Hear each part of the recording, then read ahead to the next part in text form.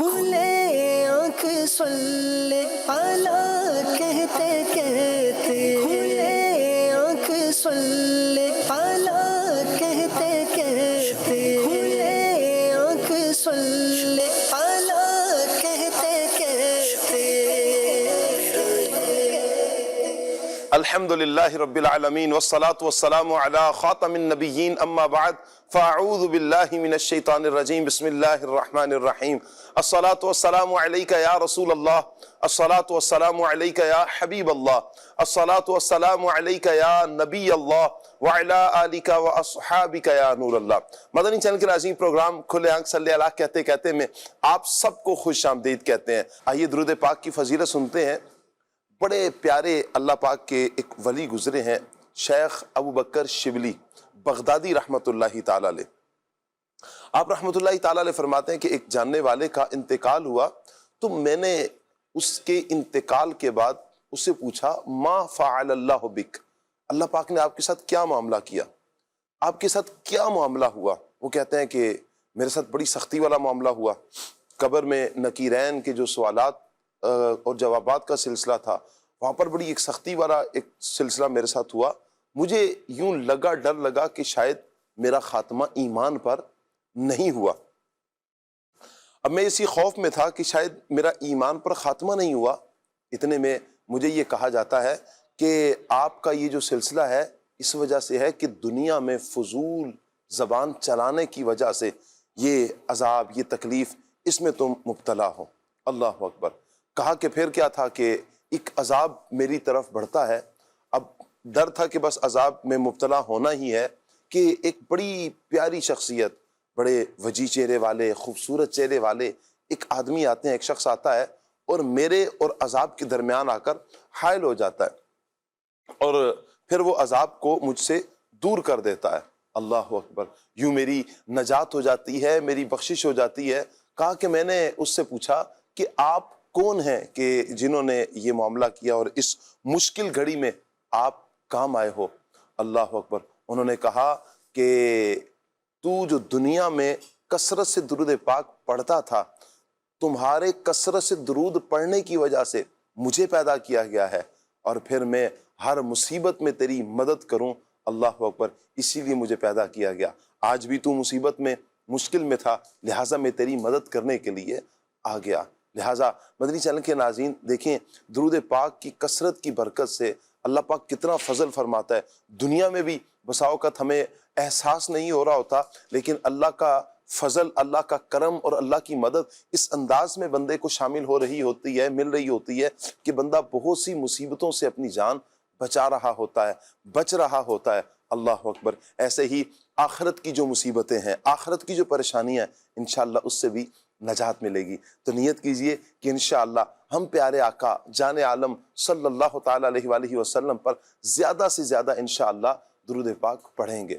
صلو علی الحبیب صلی اللہ تعالیٰ علی محمد صلی اللہ تعالیٰ علیہ وآلہ وسلم۔ مدنی چینل کے ناظرین، شروع میں واقعہ کے دوران میں نے جو جن بزرگ رحمت اللہ تعالیٰ علیہ کا ذکر کیا ہے، سبحان اللہ، حضرت ابو بکر شبلی بغدادی رحمت اللہ تعالیٰ علیہ، بڑی پیاری شخصیت ہیں۔ اللہ اکبر۔ آپ اگر تاریخ کا مطالعہ کرتے ہیں تو بہت سے لوگ کہ جنہوں نے اس دنیا میں آ کر دولت، شہرت، نام اس کو کمایا اور اسی کے پیچھے لگے رہے اور اسی کی دھن میں وہ پڑے اور ایسے اس دنیا کی محبت میں پڑے کہ وہ اسی کے ہو کر رہ گئے۔ لیکن کچھ لوگ ایسے کہ جن کے پاس دولت بھی تھی، شہرت بھی، مقام بھی، منصب بھی، عہدہ بھی، سب کچھ تھا، لیکن عشق الہی سے سرشار ہوئے، محبت الہی سے جب دل دھڑکنے لگا تو انہوں نے ان ساری چیزوں کو، یوں کہیں کہ دنیا کو ٹھوکر مار دی اور اپنے رب سے محبت کا ایسا عملاً انہوں نے اظہار کیا کہ وہ اللہ تبارک و تعالیٰ کی عبادت میں مست ہو گئے، اللہ پاک کے احکامات کے مطابق اپنی زندگی بسر کرنے میں مصروف ہو گئے۔ انہی ہستیوں میں بڑی پیاری ہستی حضرت ابو بکر شبلی رحمت اللہ تعالیٰ علیہ کی بھی ہے۔ یہ وہ ہستی ہیں کہ ایک مرتبہ آپ رحمت اللہ تعالیٰ علیہ بازار میں جا رہے ہیں، بازار میں جاتے ہوئے دیکھا کہ ایک شخص چوکیدار ہے اور وہ بڑا چاقو چوبند کھڑا ہے اور کسی چیز کی حفاظت کر رہا ہے۔ آپ نے پوچھا کہ تم کس کی حفاظت کر رہے ہو؟ کہا قیمتی سامان ہے، ہیرے جواہرات ہیں، سونا ہے، میں اس کی حفاظت کر رہا ہوں۔ آپ رحمۃ اللہ تعالیٰ علیہ کی آنکھ میں آنسو آ گئے۔ کہا کہ یہ لوگ ہیں کہ جو اس دنیا کی چیز کی، دنیا کی حفاظت کے لیے اتنا کچھ کر رہے ہیں، اور ایک ہم ہیں کہ اپنے دل کی حفاظت تک نہیں کر پا رہے۔ آپ کا بس یہ جملہ تھا، پھر یہ سوچ ایسی بدلی کہ آپ رحمۃ اللہ تعالیٰ علیہ نے اپنی زندگی اللہ اور اس کے رسول کی محبت میں گزارنے کا ایک ایسا عزم کیا۔ کیا آپ کے پاس عہدہ، آپ کا نام، آپ کی سب کچھ، آپ نے اس کو چھوڑا، ترک کیا، اور اللہ اور اس کے رسول کے بتائے ہوئے طریقہ کار کے مطابق اپنی زندگی کو بسر کرنے لگے۔ آج انشاءاللہ انہی کی سیرت پر ہم گفتگو کریں گے۔ سلسلہ عالیہ قادریہ کے ماشاء اللہ یہ 12ویں بزرگ ہیں، انشاءاللہ ان کی سیرت بھی جانیں گے، بہت کچھ انشاءاللہ ان کی سیرت سے حاصل بھی ہوگا۔ قاری کاشان صاحب انشاءاللہ آج ہمارے ساتھ ہوں گے۔ قاری کاشان صاحب کے ساتھ انشاءاللہ ہم پیغام قرآن سیگمنٹ کریں گے۔ مرحبا کہتے ہیں قاری کاشان بھائی کو۔ السلام علیکم ورحمۃ اللہ وبرکاتہ۔ السلام ورحمۃ اللہ وبرکاتہ۔ کیسے ہیں قاری صاحب؟ صلی اللہ علیہ وسلم، الحمدللہ۔ آئیے مدنی چینل کے ناظرین سیگمنٹ کی طرف بڑھتے ہیں، اور سیگمنٹ ہے پیغام قرآن۔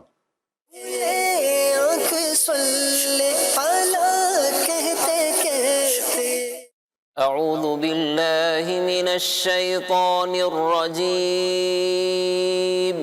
اللہ کی پناہ مانگتا ہوں میں شیطان مردود سے۔ بسم اللہ الرحمن الرحیم۔ اللہ کے نام سے شروع جو نہایت مہربان رحمت والا ہے۔ مثل ما ينفقون في هذه الحياة الدنيا كمثل ريح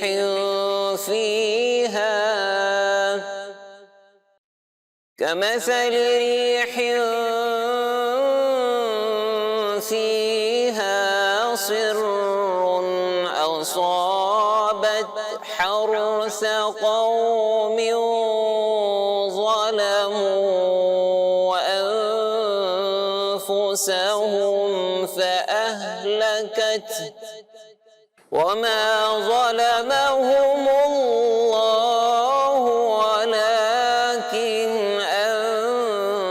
أنفسهم يظلمون۔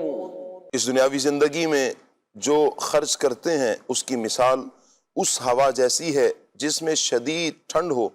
وہ ہوا کسی ایسی قوم کی کھیتی کو جا پہنچے جنہوں نے اپنی جانوں پر ظلم کیا ہو، تو وہ ہوا اس کھیتی کو ہلاک کر دے، اور اللہ نے ان پر ظلم نہیں کیا بلکہ وہ خود اپنی جانوں پر ظلم کرتے ہیں۔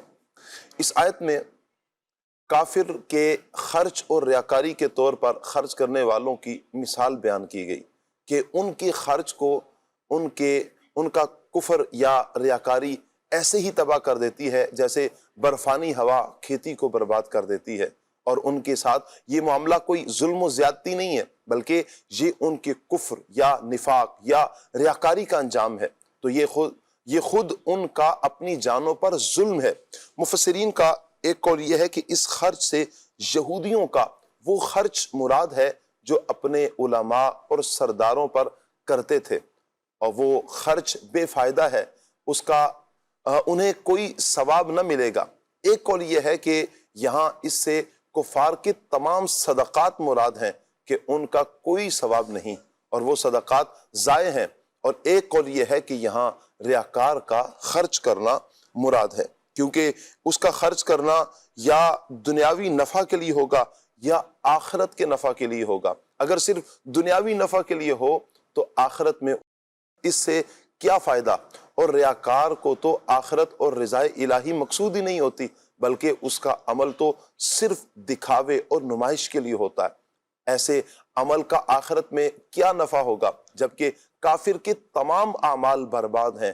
وہ اگرچہ آخرت کی نیت سے بھی خرچ کرے تو نفع نہیں ہو سکتا، نہ ہی نفع پا سکتا ہے۔ ان لوگوں کے لیے وہ مثال بالکل اس کے مطابق ہے جو اس آیت مبارکہ میں بیان کی جا رہی ہے۔ مثل ما ينفقون في هذه الحياة الدنيا كمثل ريح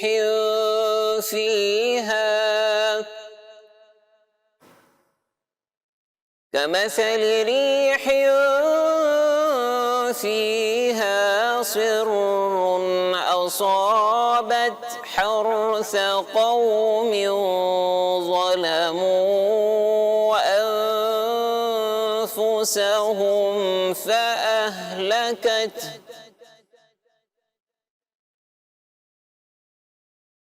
وما ظلمهم الله ولكن أنفسهم يظلمون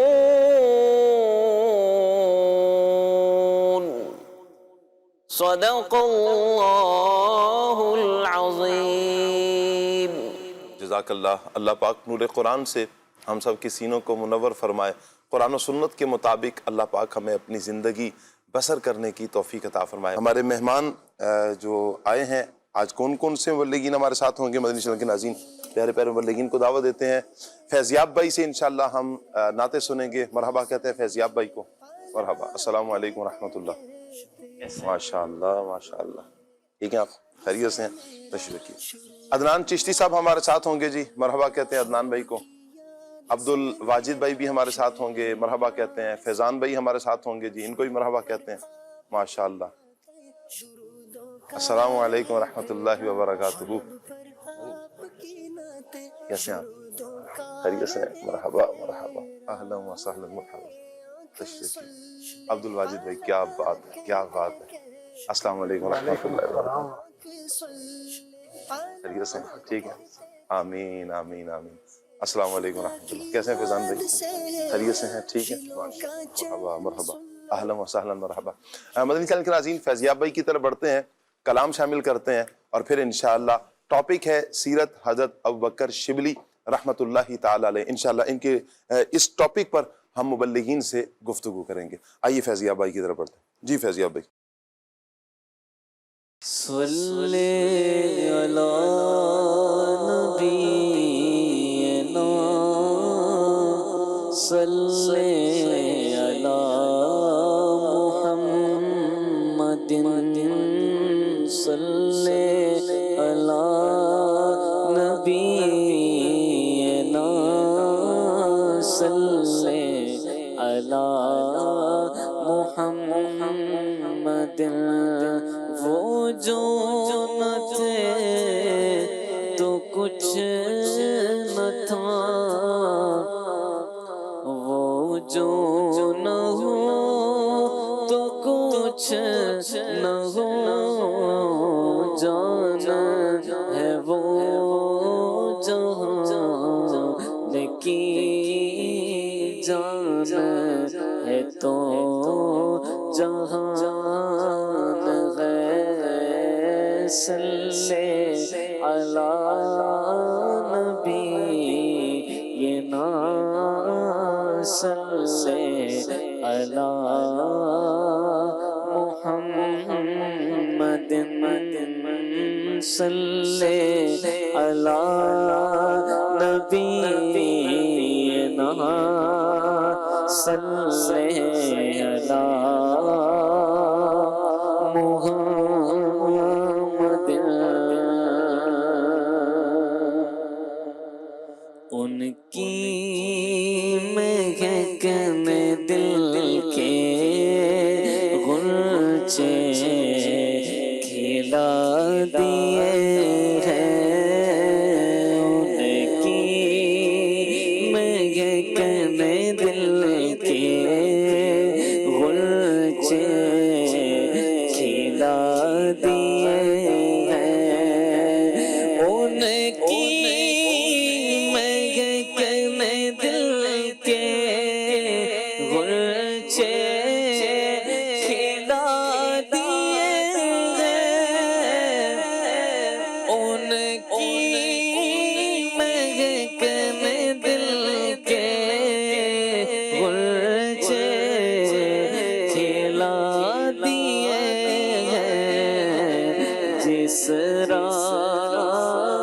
چل گئے ہیں کوچے بسا دیے ہیں جس راہ چل گئے ہیں کوچے بسا دیے ہیں ان کی میں دل کے غرچے کھلا دیے ہیں جب آ گئی ہے جوش رحمت پہ ان کی آنکھیں جب آ گئی ہے جوش ہاں جب آ گئی ہے جوش رحمت پہ ان کی آنکھیں جلتے بجھا دیے ہیں روتے ہنسا دیے ہیں جلتے بجھا دیے ہیں روتے ہنسا دیے ہیں ایک دل ہمارا کیا ہے آزار اس کا کتنا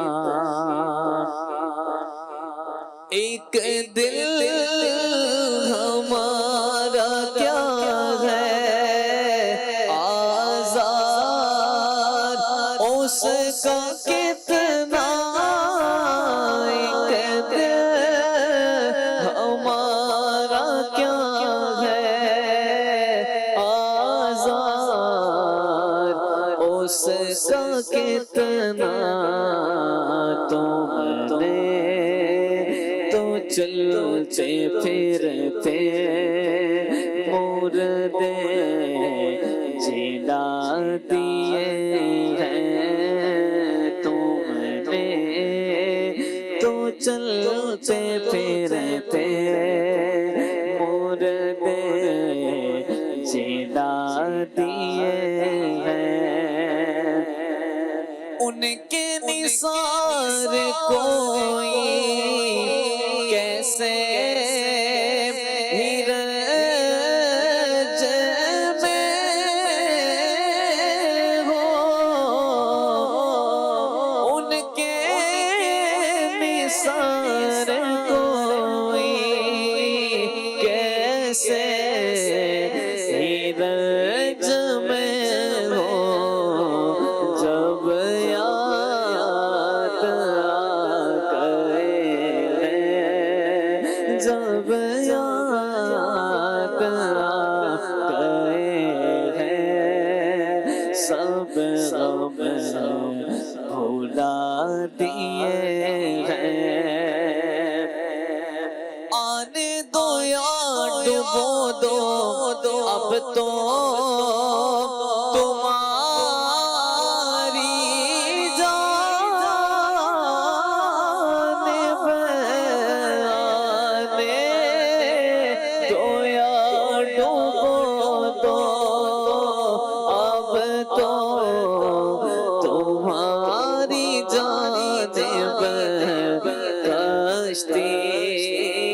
تمہیں پہ چھوڑی لنگر اٹھا دیے ہیں کشتی تمہیں پہ چھوڑی لنگر اٹھا دیے ہیں اللہ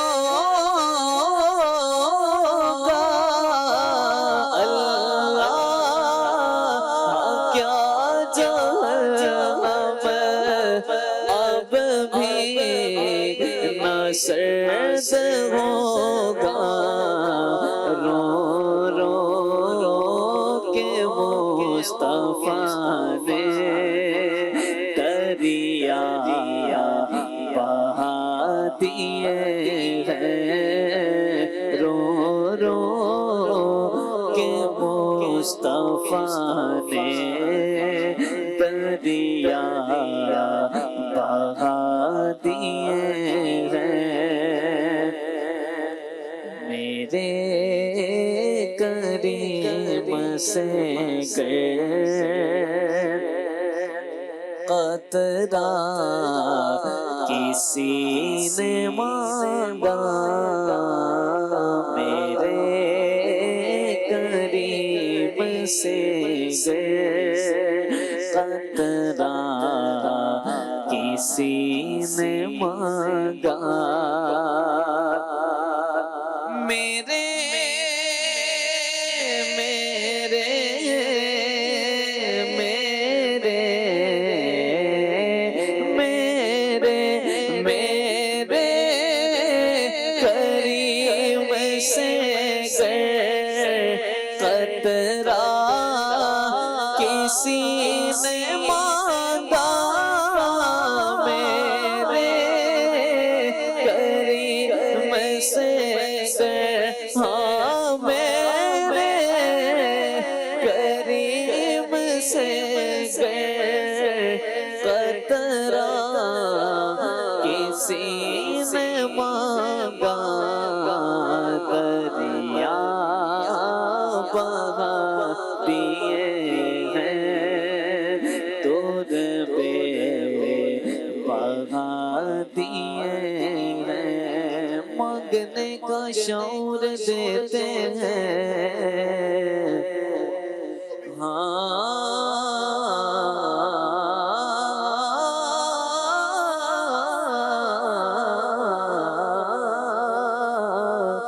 مانگنے کا شعور دیتے ہیں جو بھی مانگو حضور دیتے ہیں میرے کریم سے قطرہ کسی نے مانگا میرے کریم سے قطرہ کسی نے مانگا دریا بہا دیے ہیں دور بے بہا دیے ہیں ملک سخن کی شاہی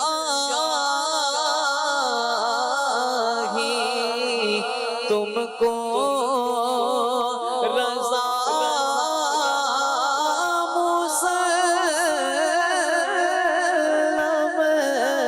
ملک سخن کی شاہی ملک سخن کی شاہی تم کو رضا مسلم جس وقت گئے ہو سکے بٹھا دیے ہیں ان کی مہکنے دل کے غنچے کھلا دیے ہیں جس راہ چل گئے ہیں کوچے بسا دیے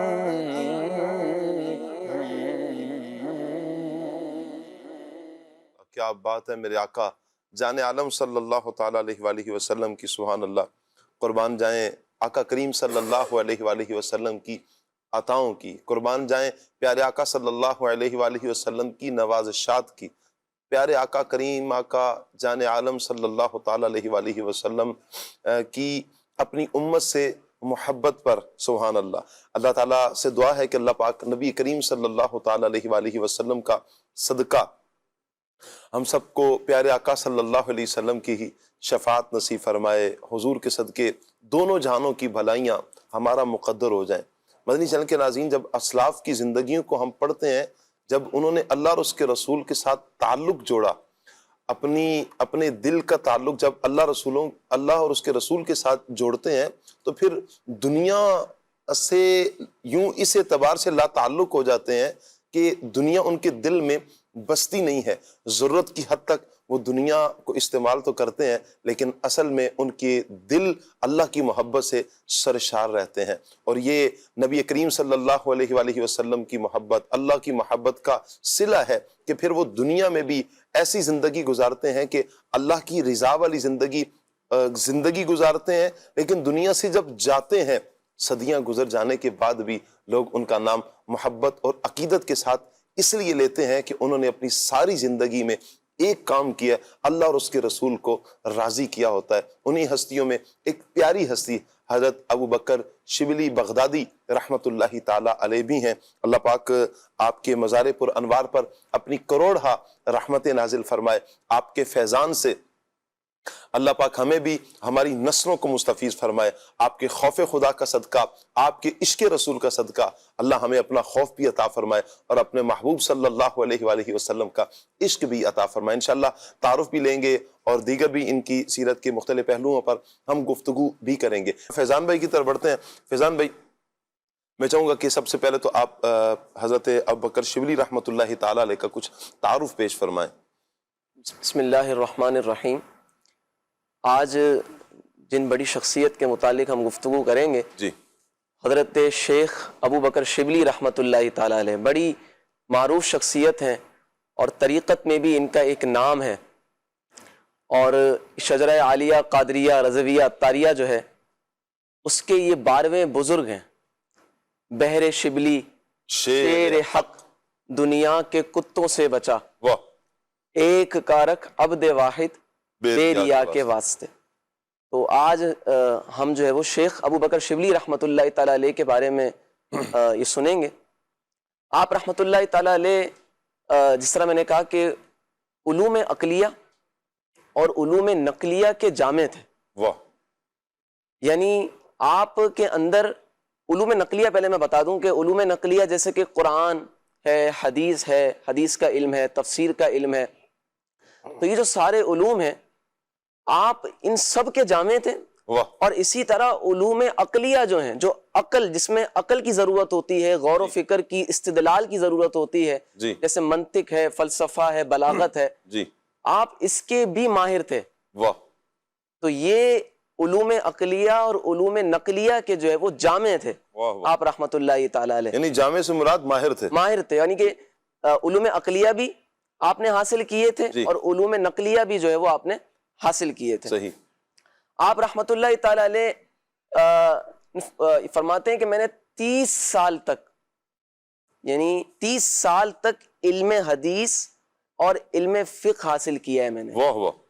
5 سال 10 سال، یہ جو آج ہمارے ہاں 8 سال کا درس نظامی ہے اور مختلف شارٹ کورسز ہو رہے ہیں، اور اس کے کرنے کے بعد بھی بظاہر یہ سمجھا جاتا ہے کہ ہم جو ہے وہ علم میں ہم نے کوئی جو ہے وہ مقام حاصل کر لیا، کوئی مرتبہ حاصل کر لیا۔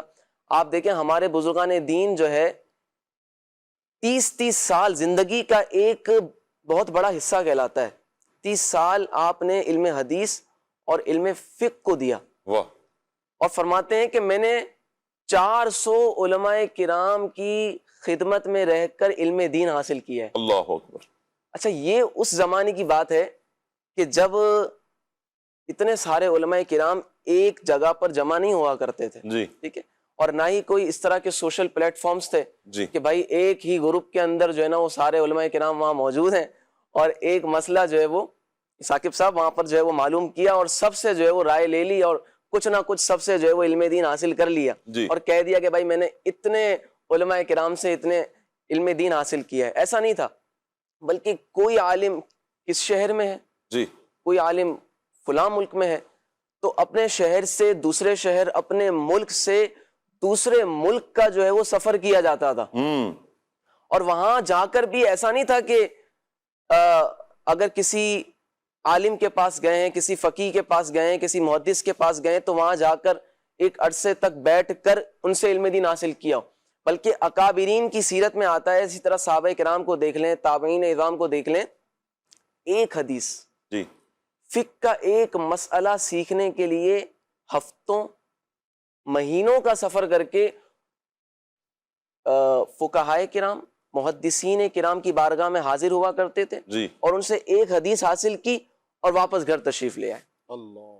تو یہ علم دین حاصل کرنے کا جذبہ تھا اس زمانے کے اندر جہاں پر گھوڑوں پر سواریاں کی جاتی تھی، اونٹ پر سواری کی جاتی تھی، اور اب فی زمانہ کہ جہاں پر جو ہے وہ اتنے سارے جو ہے ذرائع موجود ہیں علم دین حاصل کرنے کے لیے، لیکن وہاں پر بھی علم دین حاصل کرنے سے یہ محرومی ہے. جی آپ نیٹ کھولیں تو آپ کو مطلب دعوت اسلامی کے حوالے سے پوری ویب سائٹ ہے، آپ کو ہر چیز وہاں پر علم دین حاصل کرنے کے حوالے سے ملتی ہے. اسی طرح جگہ جگہ علماء سیکھنے کا کرام جذبہ ہو موجود نا، ہیں. سیکھنے کا جذبہ ہو فیضان بھائی، تو آپ دیکھیں کہ اسلاف کی جو ابھی آپ ذکر بھی فرما رہے ہیں، مہینوں کا سفر کر دیا اور کیا گئے ایک حدیث سنی. وہاں پر خاطر تواضع نہیں ہے کہ آپ کی خاطر تواضع کی جائے گی اور شاہی دسترخوان لگے گا. وہ بزرگان دین سے حدیث سنی، ادب کے ساتھ حدیث سنی اور الٹے قدم واپس. ابھی ایک مہینہ اگر جانے کو لگا، ایک مہینہ واپس، مہینے دو مہینوں کے یوں سفر کیے ہیں. یہ جذبہ تھا اسلاف کا. آج جو دین ہم تک پہنچا اور بڑی آسانی کے ساتھ ہم گھر بیٹھے حاصل کر سکتے ہیں اور بڑے آسانی سے ہم دین کی بات سمجھ لیتے ہیں، یا یوں کہیں کہ دین کے جو ذرائع ہیں بڑی آسانی سے ہم تک پہنچ سکتے ہیں، پہنچ رہے ہیں، پہنچے ہیں. لیکن اس میں اسلاف کی قربانیوں کو فراموش نہیں کیا جا سکتا کہ انہوں نے کتنی بڑی بڑی قربانیاں دی ہیں ایک ایک حدیث سننے کے لیے، کوئی ایک مسئلہ سمجھنے کے لیے میلوں کا سفر کیا ہے، ہفتوں کا سفر کیا ہے، اور اپنی زندگی کا ایک لمبا عرصہ وہ علم دین کی طرف لے کر آئے ہیں. تو یہ ایک تو یہ ہے. پھر دوسرا دیکھیں کہ آج کے دور میں جس طرح فیضان بھائی بھی فرما رہے ہیں، پلیٹ فارم موجود ہے، ہم اپنے جذبے کی طرف دیکھیں. یہ جذبہ فیضان بھائی کیوں ہماری رہنمائی نہیں کر رہا کہ ہم اسلاف کو پڑھیں تو ان کو تو ایسے ماشاءاللہ جذبے، تو ہمارا جذبہ کیوں مان پڑا ہوا؟ مسئلہ یہ ہے شاہ صاحب کہ ان جو صوفیاء کرام تھے، جو علماء کرام تھے، جو ہمارے بزرگ تھے نا، ان کے سامنے علم دین کی فضیلت موجود تھی اور ان کے سامنے یہ ساری چیزیں موجود تھی. ان کو یہ سب معلوم تھا کہ علم دین حاصل کرنے والے کی فضیلت کیا ہے. ٹھیک ہے، انما یخشی اللہ من عبادہ العلماء، کہ اللہ کے بندوں میں سے اللہ تعالیٰ سے وہی ڈرتے ہیں جو علماء ہوتے ہیں. ٹھیک ہے، اسی طرح ان کو یہ معلوم تھا کہ علم دین کی جو فضیلت ہے وہ کسی اور چیز میں نہیں ہے. اسی طرح آپ یہ دیکھ لیں کہ ایک عابد جو ہے، جی ٹھیک ہے، اس سے زیادہ شیطان کو اتنا مسئلہ نہیں ہوتا، کیونکہ عابد جو ہوتا ہے نا، عابد اور عالم کو اگر دیکھیں، یہ عابد بھائی کون ہے؟ عابد کہتے ہیں عبادت کرنے والے کو، اور عالم جو ہے وہ علم دین حاصل کرنے والا، جس کے پاس علم دین ہوتا ہے.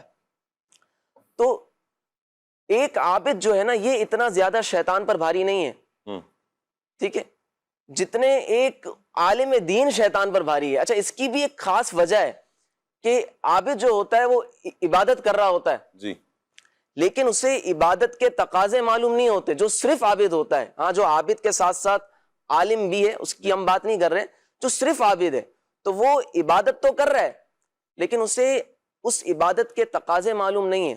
اسے یہ نہیں معلوم کہ میری نماز جو ہے وہ کن چیزوں سے فاسد ہو جائے گی، میری نماز جو ہے وہ کن چیزوں سے مکروہ تحریمی ہو جائے گی. اب ایک بندہ جو ہے وہ کئی سالوں سے تہجد پڑھ رہا ہے، لیکن اس کا ابتدائی جو مرحلہ ہے، جو وضو ہے، وہی صحیح نہیں ہے. ٹھیک ہے، وہ وضو کے جو 4 اعضاء ہیں، جس میں 4 اعضاء کو دھونا فرض ہے وضو کے اندر، اسی کے اندر کوتاہی پائی جا رہی ہے.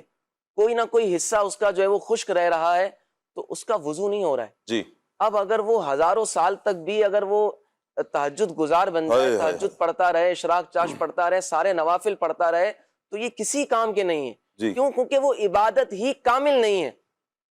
تو اسی لیے اچھا، ایک اور وجہ یہ ہے کہ جو عالم ہوتا ہے نا، جی، وہ اپنے عقائد کو محفوظ کر لیتا ہے. واہ. عالم کو اگر شیطان کوئی وسوسہ ڈالتا ہے نا عقیدے کے معاملے میں، تو چونکہ اس کے پاس علم ہوتا ہے، جی، تو اللہ تعالیٰ کے فضل و کرم سے اور اس علم کی برکت سے جی، وہ عالم جو ہوتا ہے نا وہ اس وسوسے سے، اس برے عقیدے سے محفوظ ہو جاتا ہے، وسوسے کی کاٹ کر لیتا ہے نا، کاٹ کر لیتا ہے. اور جو ایک عابد ہوتا ہے نا، محض عابد، جی محض عبادت گزار، جس کے پاس علم دین نہیں ہوتا، وہ اپنے عقائد کو محفوظ نہیں کر پاتا. جیسے ہی شیطان نے کوئی وسوسہ ڈالا، کوئی برا عقیدہ آ گیا تو وہ اس نے اپنا لیا جی. اور اس وسوسے کا شکار ہو گیا، اور معاذ اللہ عبادت تو کر رہا ہے، ساتھ ساتھ میں اس کا عقیدہ خراب ہو گیا. معاذ اللہ. اور جو عقیدہ ہے نا یہ بنیاد ہے. جی. اگر کسی کے عقائد ہی صحیح نہیں ہیں جی تو وہ جتنی عبادت کرتا رہے وہ ساری عبادات مردود ہیں. کیونکہ اصل عبادات سب کچھ، اس کا تقاضا جو ہے، اس کی جو بنیاد ہے وہ ایمان ہے. صحیح. تو ہم بات کر رہے تھے کہ ان جو بزرگان دین ہے نا، ان کے پاس علم دین کی فضیلت ہوا کرتی تھی. اچھا، پھر ساتھ ساتھ جیسے کہ یہ علم دین حاصل کرتے تھے، لیکن آپ یہ دیکھیں صرف حاصل نہیں کرتے تھے، اسے یاد کرنے کی بھی کوشش کرتے تھے. شیخ ابو بکر شبلی رحمۃ اللہ تعالی علیہ کے بارے میں آتا ہے، آپ فرماتے ہیں کہ میں نے 4000 احادیث کو یاد کیا ہے. واہ. 4000 احادیث کو میں نے یاد کیا ہے، اور صرف یاد نہیں کیا ہے یعنی علم دین حاصل کر لیا نہیں، بلکہ علم دین حاصل کرنے کے ساتھ ساتھ ان کے اندر عمل کرنے کا جذبہ بھی ہوتا تھا. سبحان اللہ. اور وہ بزرگان دین فرماتے ہیں نا کہ علم دین جو ہے، جو تم حاصل کرو تو وہ آٹے میں نمک کی طرح حاصل کرو، لیکن جو عمل ہے نا وہ آٹے کی طرح کرو، کہ آٹا جو ہے وہ زیادہ ہوتا ہے اور اس کے اندر جو نمک کی جو مقدار ہوتی ہے وہ کم ہوتی ہے.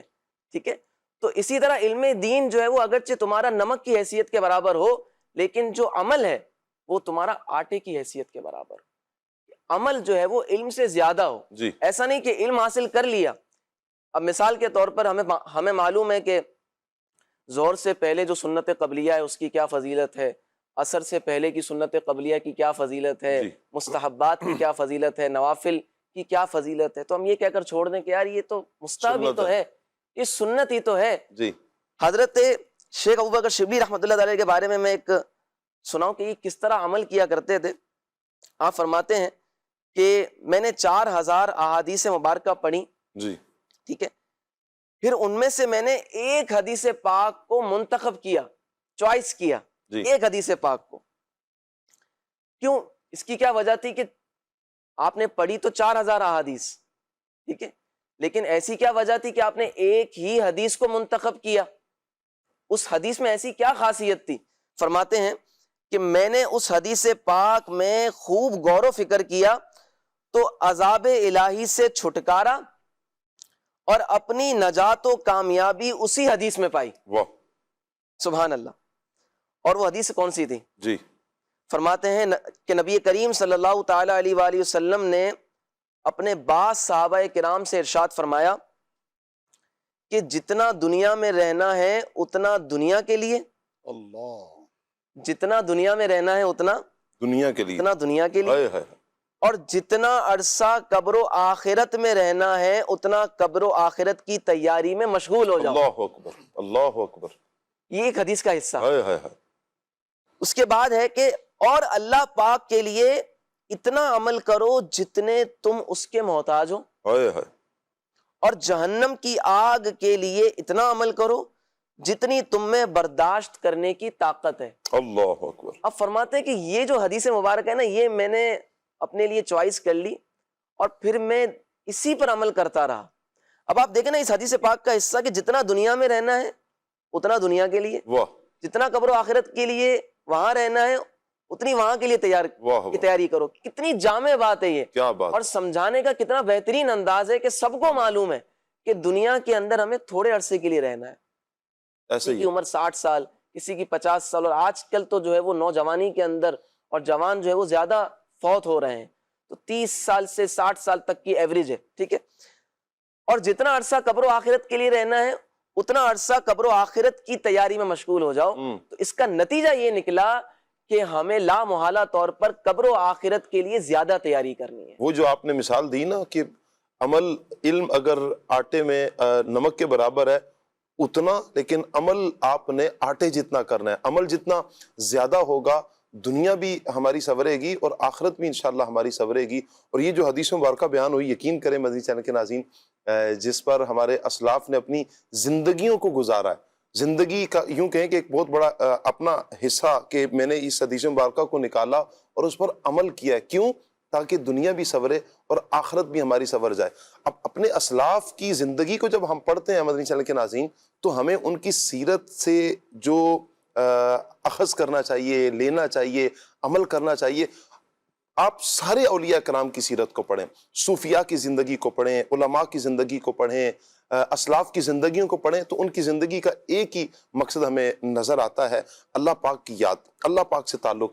عبد الواجد بھائی، انہی ہستیوں میں ایک پیاری ہستی کہ جو ہمیں ہمارے آج جو جن کی سیرت پر ہم بات بھی کر رہے ہیں، شیخ ابو بکر شبلی رحمۃ اللہ تعالی علیہ، ان کی سیرت میں بھی ہمیں بدرجہ اتم یہ نظر آتا ہے کہ اللہ پاک سے تعلق. میں چاہوں گا کہ ایک تو اللہ پاک سے تعلق ہمارا کیسے مضبوط ہونا چاہیے، کس انداز میں ہونا چاہیے، اور پھر مزید ان کے کچھ خصائص کچھ بیان کیے جائیں.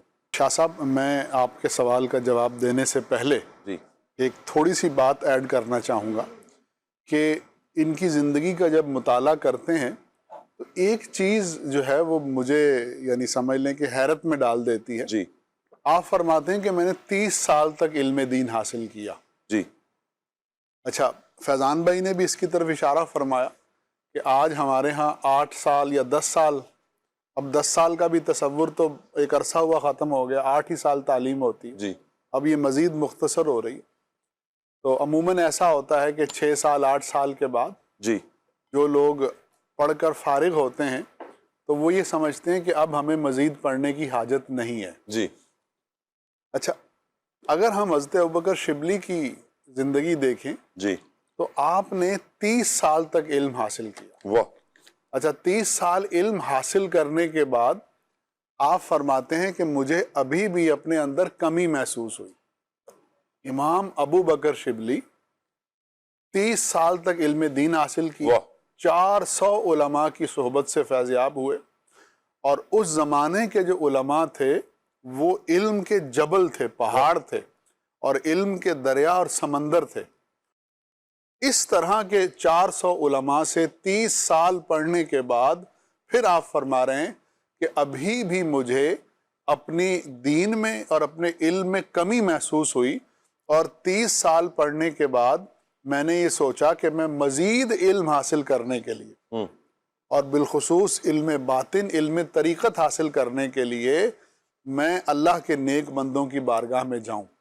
اور پھر آپ جو ہے حضرت جنید بغدادی رحمۃ اللہ تعالی کی بارگاہ میں پہنچے، جو آپ کے پیر و مرشد ہیں، اور آپ کے مقام کی عظمت کی گواہی خود آپ کا پیر اس طرح سے دیتا ہے کہ ہر قوم کا ایک تاج ہوتا ہے، فخر ہوتا ہے. واہ واہ.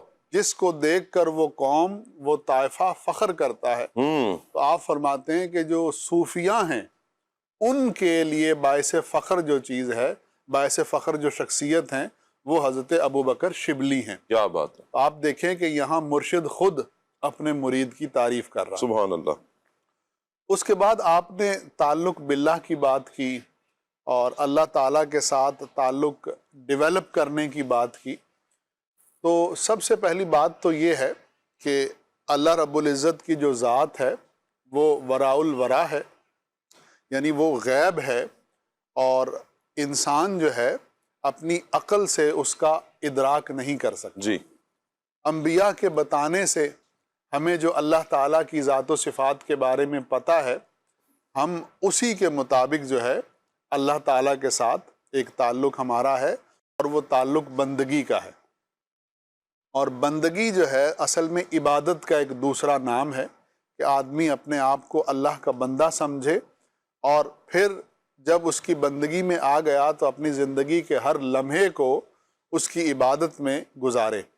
اور اس کی عبادت میں گزارنے سے جو آپ نے سوال کیا کہ اللہ سے تعلق کیسے پیدا ہوتا ہے، تو جب زندگی کا ہر لمحہ عبادت میں گزرے گا تو پھر اللہ سے تعلق پیدا ہوگا.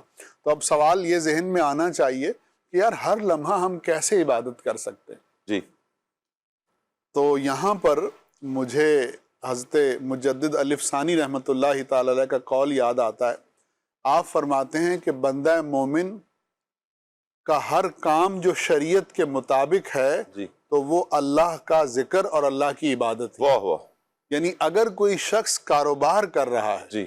خرید و فروخت میں ہے، لیکن وہ شرعی تقاضوں کو ملحوظ رکھتا ہے، جی مال لینے میں، دینے میں، بیچنے میں، خریدنے میں، وہ جب شرعی تقاضوں کو ملحوظ رکھتا ہے تو وہ گویا کہ اللہ کی یاد اور اس کے ذکر میں ہے، اور یہی اللہ کی عبادت ہے جی کہ اللہ کی بات کو مانا جائے واہ اور اس کے مطابق اپنی زندگی گزاری جائے۔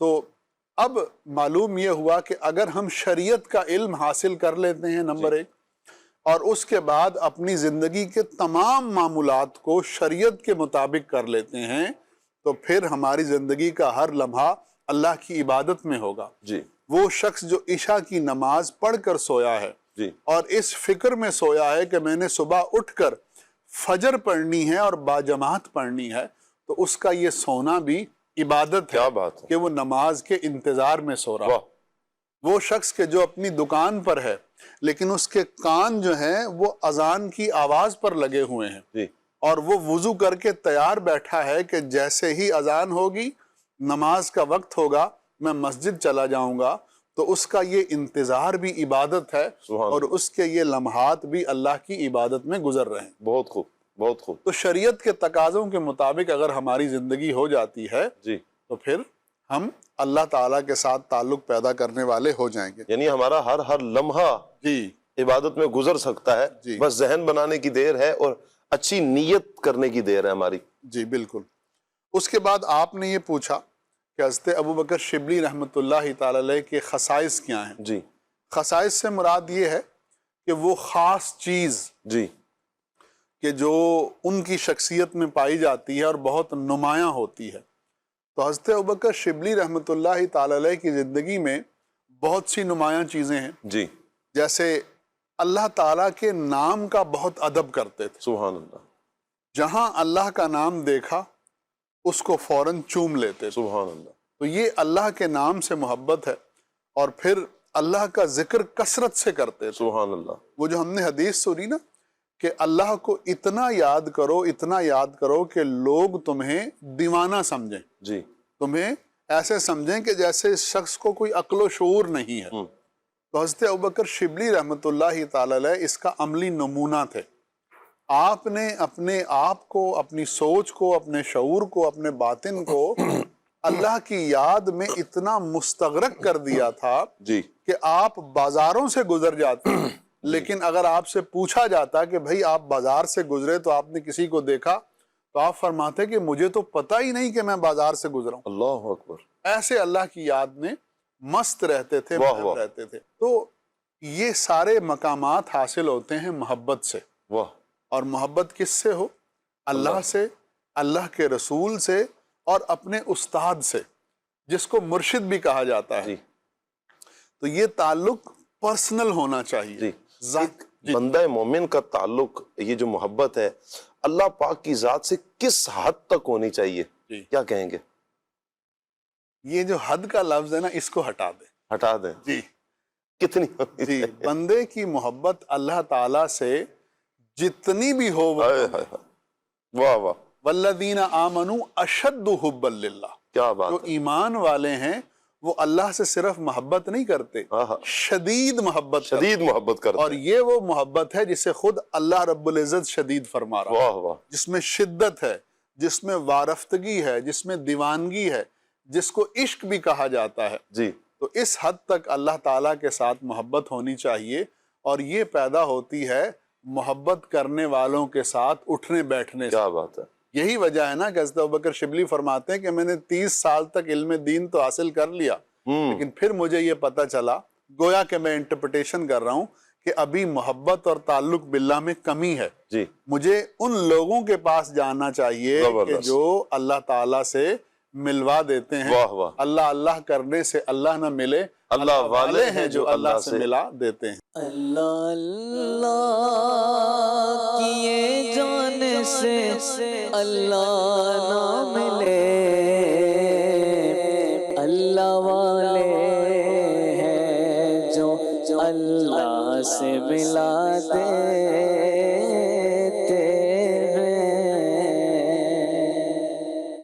کیا بات ہے حضرت ابوبکر شبلی رحمۃ اللہ تعالی علیہ کی۔ عدنان بھائی میں چاہوں گا کہ آپ رحمۃ اللہ تعالیٰ علیہ کا اللہ پاک کی محبت کے حوالے سے ذکر سنا. آپ رحمۃ اللہ علیہ کا جو بارگاہ رسالت آپ صلی اللہ علیہ وسلم میں مقام ہے، اس کو کچھ بیان فرمائیں. بسم اللہ الرحمن الرحیم. حضرت سیدنا شیخ ابو بکر شبلی رحمۃ اللہ تعالی علیہ، چونکہ اللہ تبارک و تعالیٰ کی بارگاہ میں بھی آپ کا بڑا مقام و مرتبہ ہے، اور یہ مقام اسی کو ملتا ہے جسے کوئی مقام بارگاہ رسالت میں حاصل ہوتا ہے، کیونکہ نبی پاک صلی اللہ تعالیٰ علیہ وآلہ وسلم کی بارگاہ سے رسائی کے بغیر کوئی شخص اللہ تبارک و تعالیٰ کی بارگاہ تک پہنچ جائے، ایسا ہرگز ہو نہیں سکتا. نہ زمانے میں ہوا کبھی، نہ کبھی ہوگا. جس کو بھی اللہ تبارک و تعالیٰ کی بارگاہ میں مقام و مرتبہ ملتا ہے، حاصل ہوتا ہے، یا رسائی حاصل ہوتی ہے، طریقہ یہی ہے کہ نبی پاک علیہ الصلوۃ والسلام کی بارگاہ میں بندہ حاضری دے گا.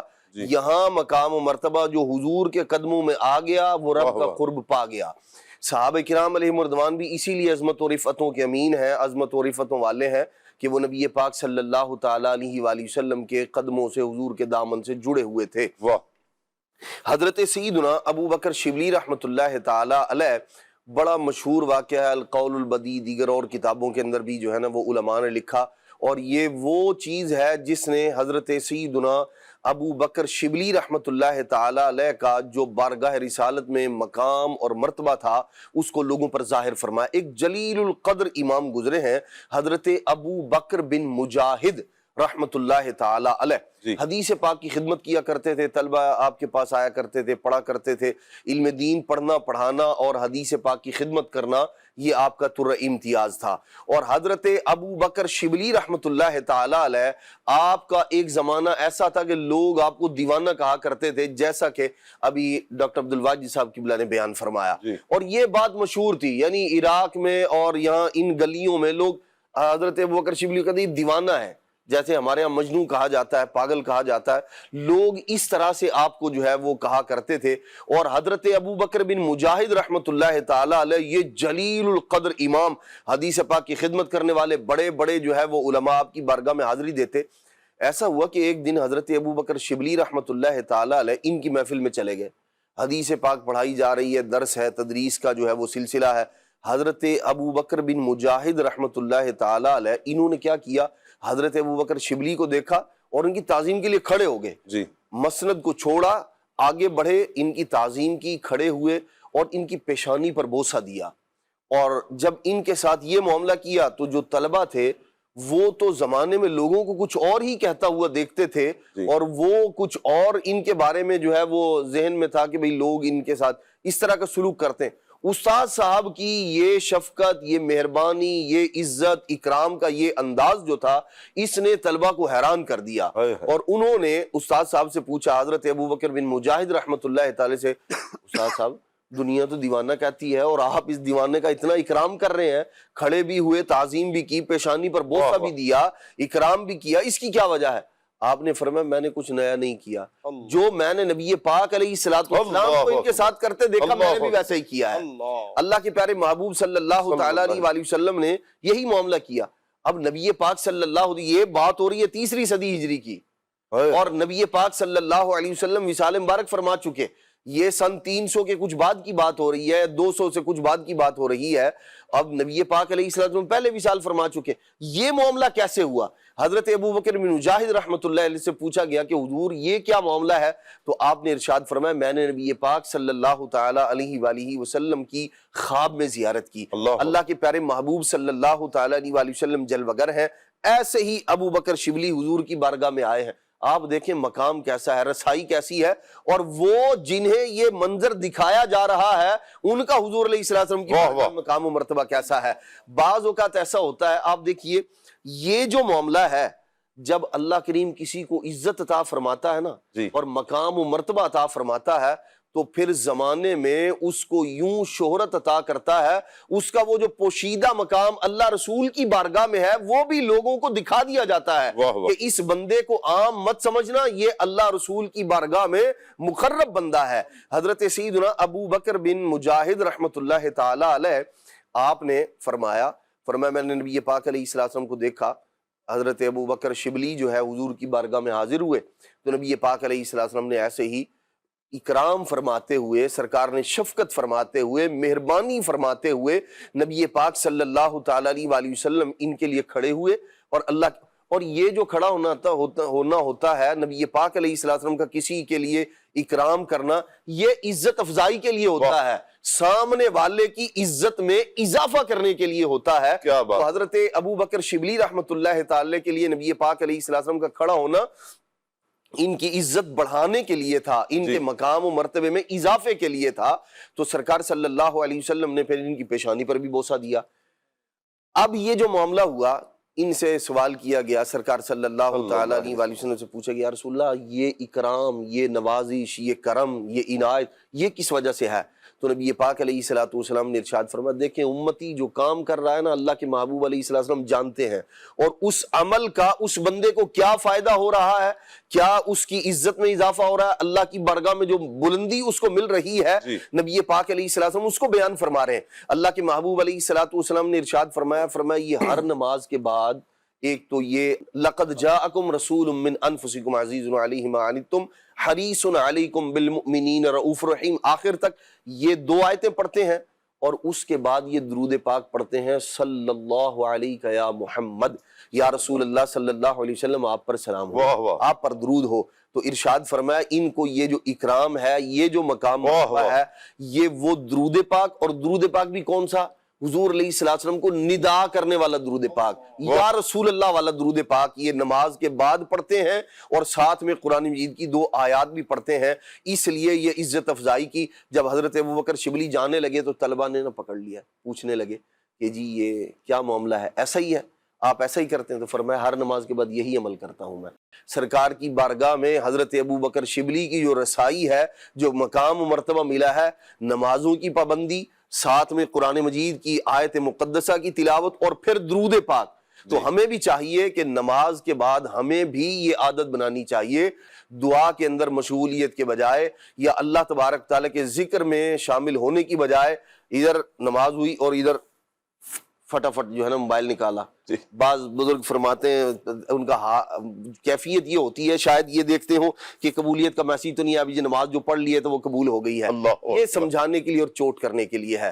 تو اب تو یہی معاملہ رہ گیا ہے۔ پہلے لوگ جو ہے وہ نماز کے بعد تسبیح نکالا کرتے تھے، اب فٹافٹ موبائل نکالتے ہیں کہ بھائی پتہ نہیں کوئی اس طرح کا معاملہ ہو گیا۔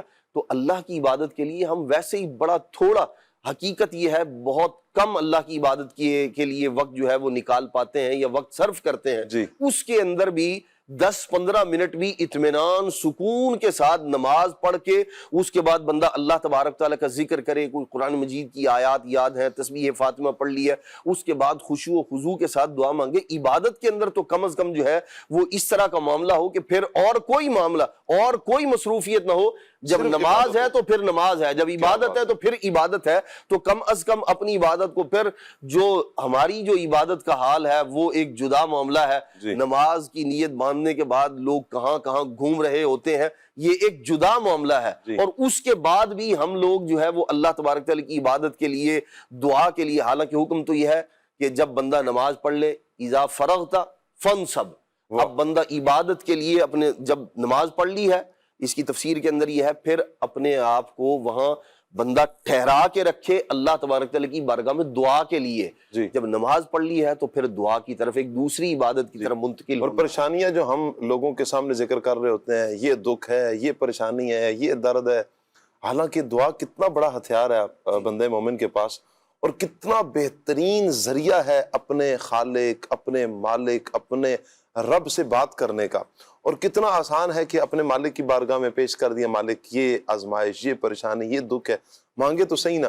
جو جس طرف عدنان بھائی بھی توجہ دلا رہے ہیں کہ نماز پڑھی اور فوراً موبائل نکالا، نماز کا سلام پھرتا ہے اور ایک تعداد تو فوراً چھلانگے دوسروں کے سروں سے پھلانگتے ہوئے باہر جا رہے ہوتے ہیں، نکل رہے ہوتے ہیں، اور شاید کو پتہ نہیں K2 کو فتح کرنا ہے، فتح کس کو کرنا ہے یہ نہیں پتہ، کیا کرنا ہے، باہر جانا ہے، بھاگتے دوڑتے جانا ہے، اور کرنا کچھ بھی نہیں ہے۔ کراچی میں تو موٹر سائیکلیں باہر ہوتی ہیں نا، تو لوگوں کی موٹر سائیکلوں پر بیٹھ کے ان کے کلچ توڑنے ہیں، یہی حال کرنا ہے۔ اللہ پاک عافیت والا معاملہ مہربانی فرمائے۔ میں عرض کرتا ہوں کہ یہ ہم سکون کے ساتھ بیٹھیں اللہ پاک کے گھر میں، تو کیا کہتے ہیں، اس انداز میں بیٹھا جائے نا عبد الواجد بھائی، کہ فرمایا نا کہ بندہ مومن کی مثال تو یوں ہے اللہ کے گھر میں کہ جیسے مچھلی پانی کے اندر ہوتی ہے. منافق کی مثال یوں دی گئی کہ وہ ایسے ہوتا ہے کہ جیسے پرندہ پنجرے میں ہے. تو ہمارا دل تو اللہ کی یاد میں لگنا چاہیے. اور خود قرآن نے بھی اس کو بیان کیا نا کہ ہمارا جو تعلق ہے اللہ پاک کی ذات کے ساتھ جب جڑے گا، کیونکہ روح کو بھی غذا کی حاجت ہے نا. روح اللہ کے ذکر کی چاہت رکھتی ہے، اسے پیاس لگتی ہے، اسے بھوک لگتی ہے. جب بندہ اللہ کا ذکر کرتا ہے تو اس روح کا تعلق پھر اللہ سے جڑتا ہے کہ جب بندہ اللہ کا ذکر کرتا ہے روح کو وہ قرار ملتا ہے، جس کو بیان بھی کیا گیا الا بذکر اللہ تطمئن القلوب. تمہارے دلوں کو جو چین مل رہا ہے، سکون مل رہا ہے، یہ اللہ کے ذکر کی وجہ سے ہی تو مل رہا ہے. تو جب یہ اطمینان چاہیے، یہ سکون چاہیے اور سکون کی زندگی گزارنا چاہتے ہیں، کریں اللہ پاک کا ذکر. آپ دیکھیں کہ آپ کو کتنا سکون ملتا ہے. آپ بیٹھے مسجد میں تھوڑی دیر بیٹھ کر دیکھیں کہ اللہ پاک کا کتنا فضل اور کتنا کرم ملتا ہے. عبدالواجد بھائی کی گفتگو لیتے ہیں اور اس کے بعد انشاءاللہ ہم پیارے پیارے بچوں کی ویڈیوز کی طرف آئیں گے کہ جو پیارے بچوں کی ویڈیوز ہمارے پاس ہیں. کیا فرمائیں گے عبدالواجد بھائی کہ جب ہم اللہ کا ذکر کریں تو دل جمی کے ساتھ کریں؟ بالکل بالکل ایسا ہی ہے. اور گرمی کا موسم ہے شاہ صاحب جی. سخت گرمی میں جب کسی کو بہت زیادہ گرمی لگ جائے تو وہ کوشش کرتا ہے کہ وہ اے سی کے سامنے بیٹھے. اب اگر وہ اے سی کے سامنے رخ کرے گا تو اے سی کی ٹھنڈک، پنکھے کی ہوا، ایئر کولر کی ہوا اس کو پہنچے گی. جی. تو ایسے ہی جب آدمی کا اندر اس کی روح بے چین ہو جائے، بے قرار ہو جائے، تو اسے چاہیے کہ وہ اللہ کی یاد کے پنکھے کے نیچے آ جائے. جب وہاں بیٹھے گا تو اس کے دل کو سکون ملے گا. کیا بات. اور دوسری بات یہ جو موبائل نکال کے تو نماز کے بعد، تو آج کل جو انٹرنیشنل سطح پہ آرگنائزیشنز ہیں انہوں نے موبائل فون کو ایک ایڈکشن ڈکلیئر کر دیا. ایڈکشن کا مطلب ہوتا ہے لت، نشہ، اور جس کو نشہ لگ جائے اس کو ہم نشئی کہتے ہیں. صحیح. ٹھیک. تو موبائل فون کو کثرت سے استعمال، کوئی بچے گا ہی نہیں نشے. جی. تو موبائل فون کو کثرت سے استعمال کرنے والوں کو نشئی کہا جا سکتا ہے. اللہ اکبر. نشئی کی علامت یہ ہوتی ہے کہ نشے والا سیلف کنٹرول کھو دیتا ہے.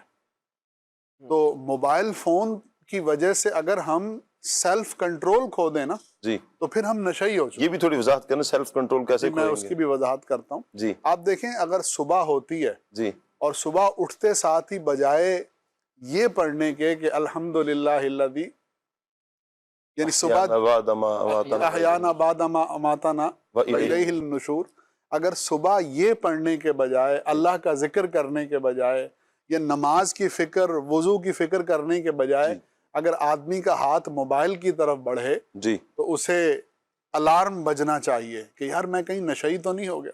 جی. رات سوتے ہوئے بھی اگر سوتے ہوئے سب سے آخری کام کرنا تو یہ چاہیے کہ آدمی سب سے آخر میں تلاوت کرے، سورہ فلق، سورہ ناس پڑھے، قل یا ایھا الکافرون پڑھے، کلمہ پڑھے، استغفار کر کے سوئے.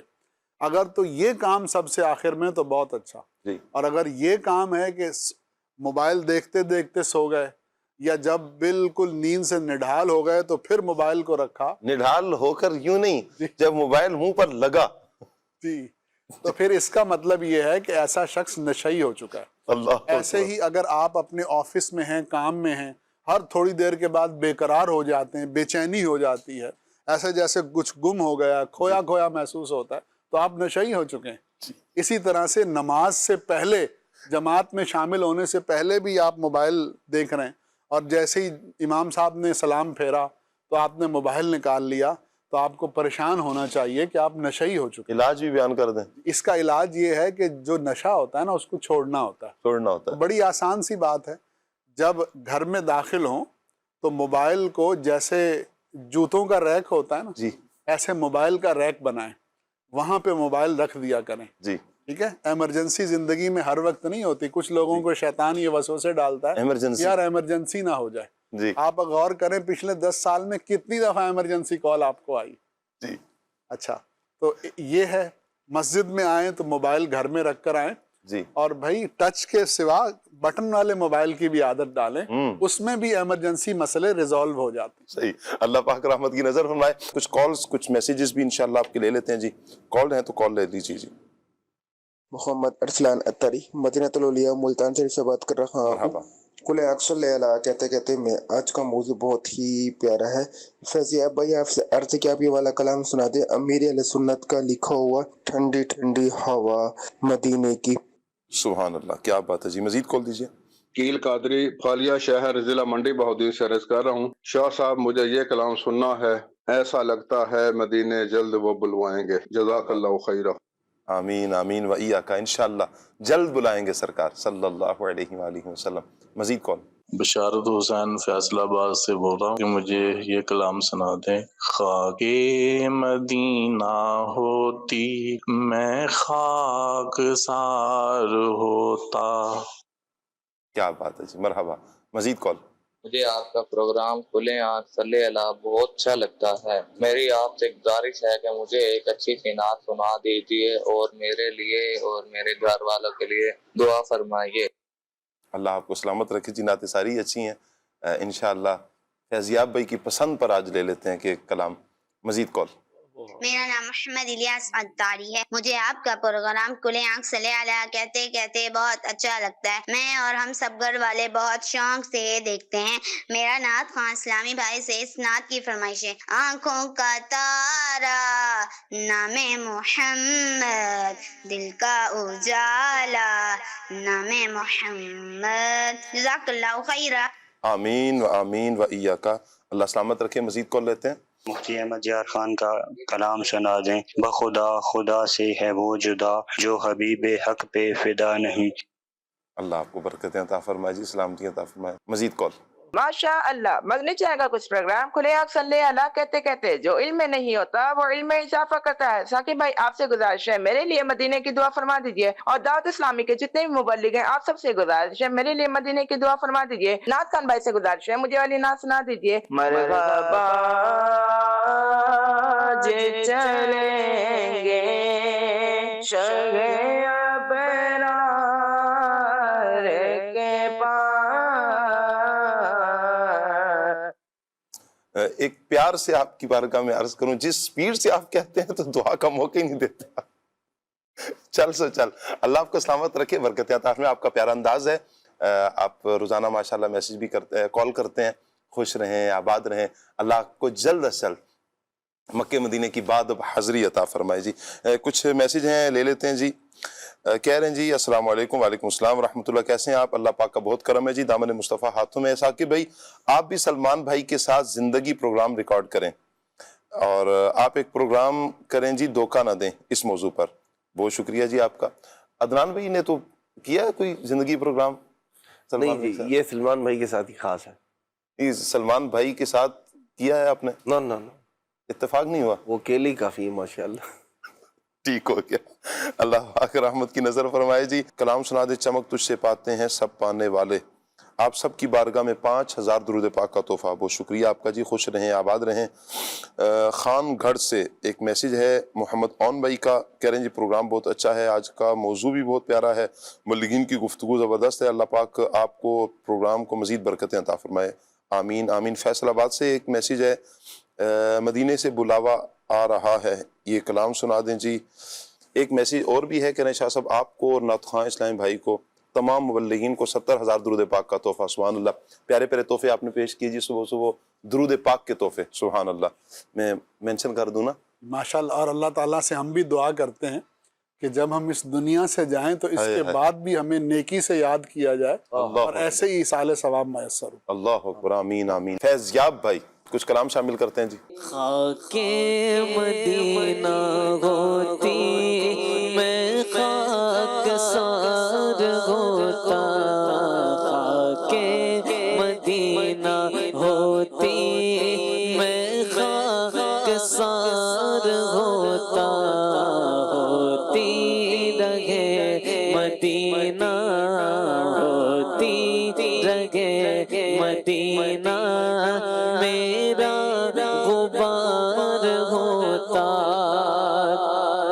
आका अगर करम से तैबा मुझे बुलाते, आका अगर करम से, आका अगर करम से तैबा मुझे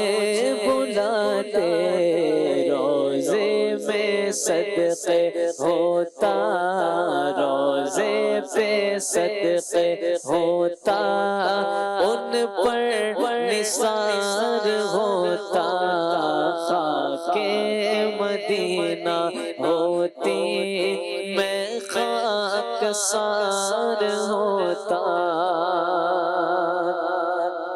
مدینے سے بلاوا آ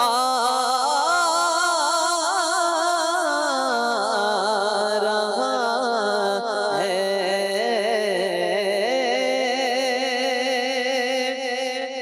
مدینے سے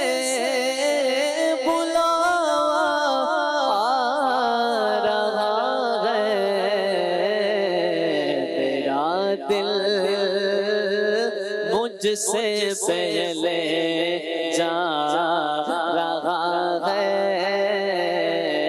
میرا دل مجھ سے پہلے جا رہا ہے نمی آنکھوں کی بڑھتی جا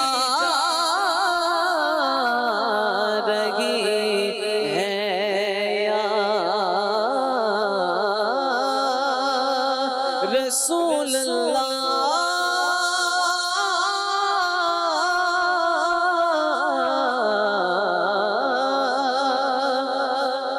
نمی آنکھوں کی بڑھتی جا رہی ہے یقیناً پھر بلاوا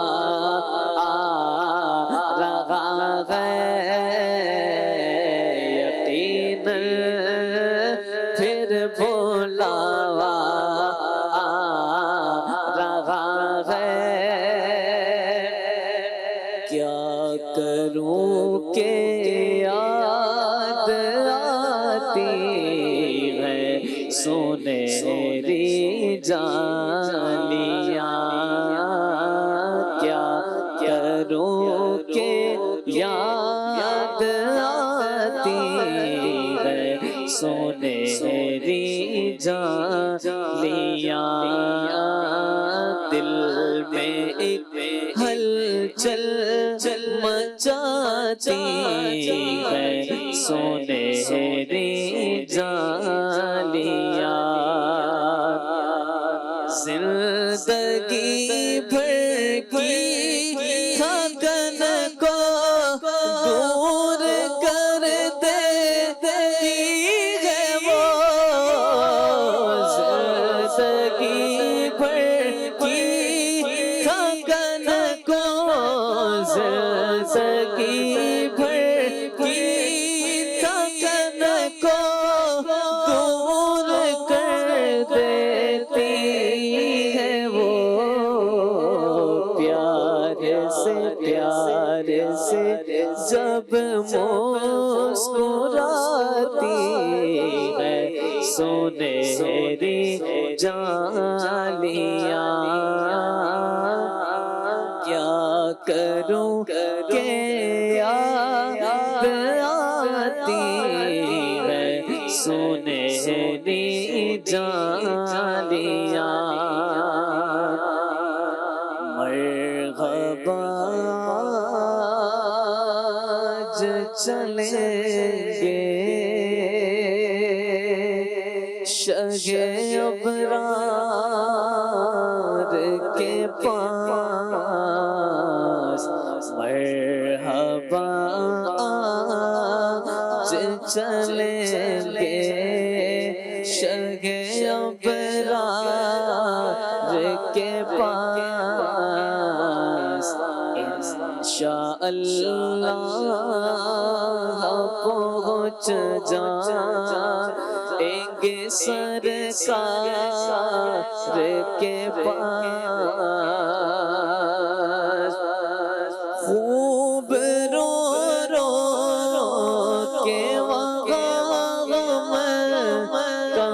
فسانہ کہنا، خوب رو رو کے وہاں غم کا فسانہ کہنا، غم زدو آؤ چلے احمد مختار کے پاس، میں گناہگار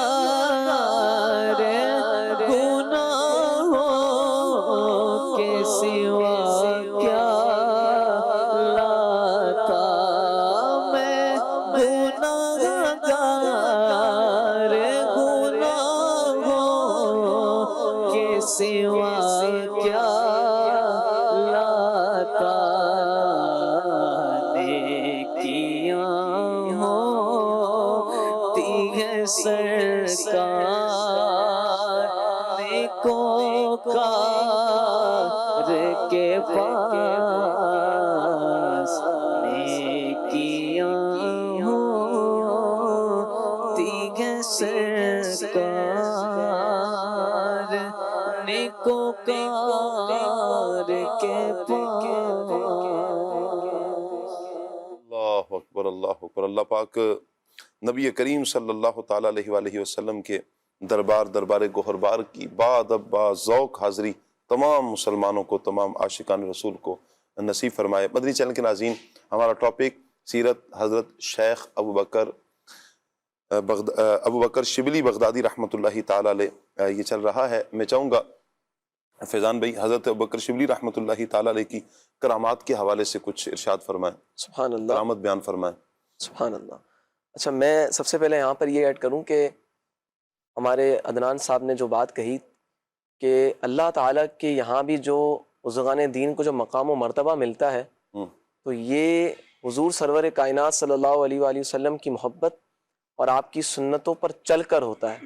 اور پھر جیسے پورا واقعہ ذکر کیا تو اس سے ایک یہ بھی چیز سیکھنے کو ملی تھی کہ حضور علیہ الصلوۃ والسلام جو ہے وہ اپنی امت کے احوال سے جو ہے وہ آج بھی خبردار ہیں، بے شک، ٹھیک ہے۔ اور اگر امتی حضور علیہ الصلوۃ والسلام کو یاد کرے، جی، آپ کی محبت میں درود و سلام پڑھے، آپ کی سنتوں پر چلے، تو آپ اس کا جو ہے وہ صلہ بھی اسے عطا فرماتے ہیں۔ جی، تو یہ بھی ایک ڈھارس بنداتی ہے انسان کو کہ یار میں آج درود شریف پڑھوں گا، میں حضور علیہ السلام کی سنت سے محبت کروں گا، تو دنیا میں بھی اور آخرت میں بھی انشاءاللہ مجھے اس کا یہ فائدہ ہوگا انشاءاللہ۔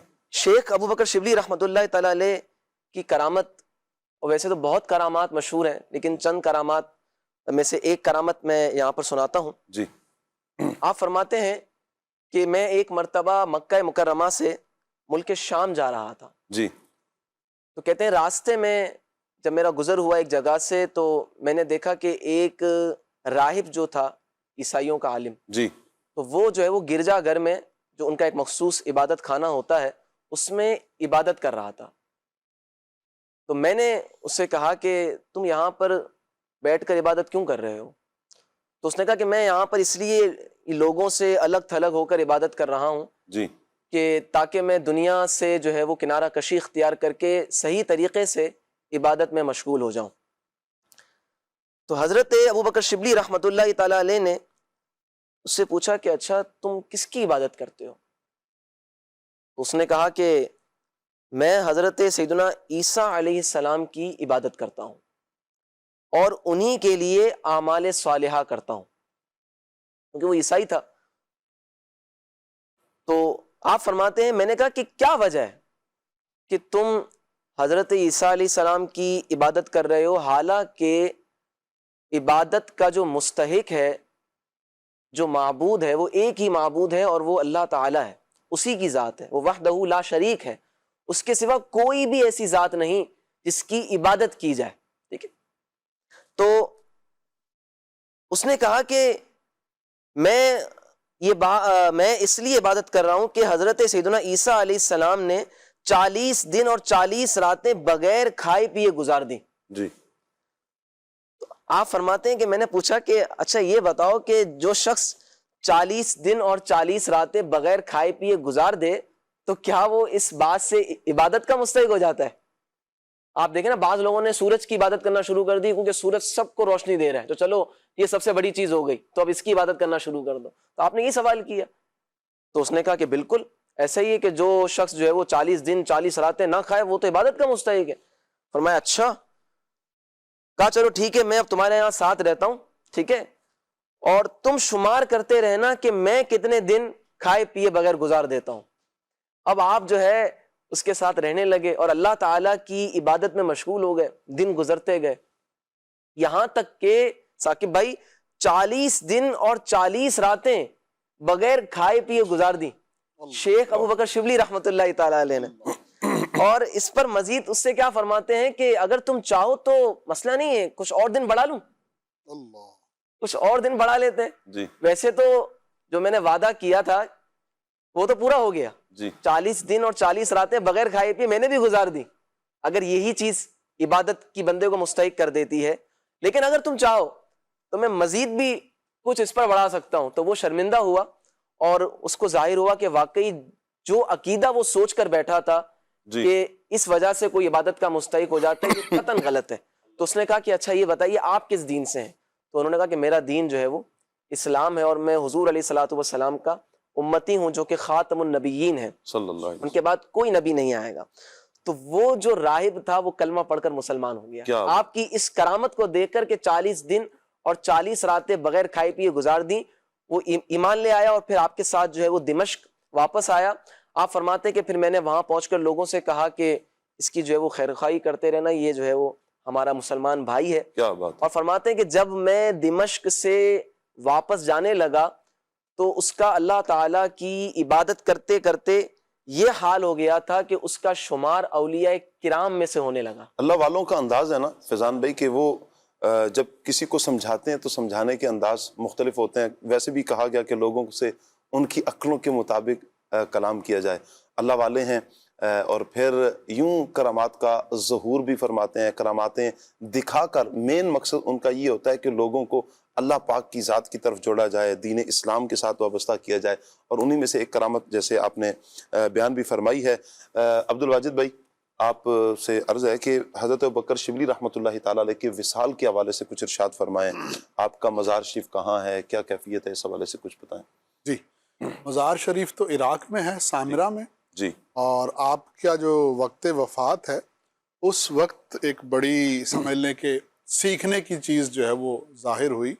اور اگر ہم وہ واقعہ سنتے ہیں تو ہمیں پتہ چلتا ہے کہ بزرگان دین جو تھے وہ شریعت پر کس قدر سختی سے عمل کرتے تھے. جی.